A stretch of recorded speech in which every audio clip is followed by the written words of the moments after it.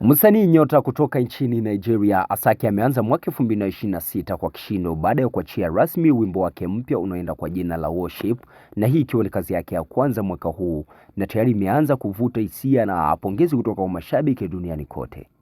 Katika wimbo huu Asake ameungana na mtayarishaji na msanii wa kimataifa kutoka nchini Ufaransa DJ Snake, ambaye ameongoza ladha ya kipekee kwenye production na kufanya wimbo huu uwe na mguso wa kimataifa zaidi. Worship umebeba ujumbe mzito na shukrani za kumtukuza Mungu. Kupitia mistari yake, Asake ameweka wazi kuwa mafanikio yake yatokani na bahati, bali ni matokeo ya neema na rehema za Mwenyezi Mungu. Matumizi ya maneno kama alhamdulillah yanaonyesha unyenyekevu wake pamoja na kuthamini safari yake ya muziki kutoka chini hadi kufikia mafanikio makubwa aliyonayo sasa. Kwa ujumla, huu si tu wimbo wa burudani bali pia ni kazi yenye ujumbe na kuhamasisha, inayokumbusha watu kuthamini baraka walizonazo, kutambua chanzo chao. Je, maoni yako ni yapi kuhusiana na wimbo huu wa Asake ambao unaendelea kufanya vizuri kwenye platform mbalimbali?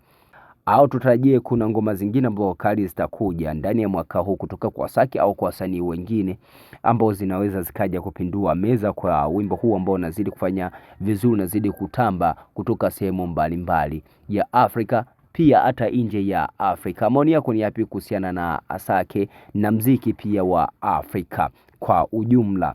Tumekuachia uwanja wa comment. Official Memorize _255 ndio jina langu. Hii hapa ni Marshal TV. Make sure umesubscribe kwa ajili ya kupata update mpya kila siku za burudani.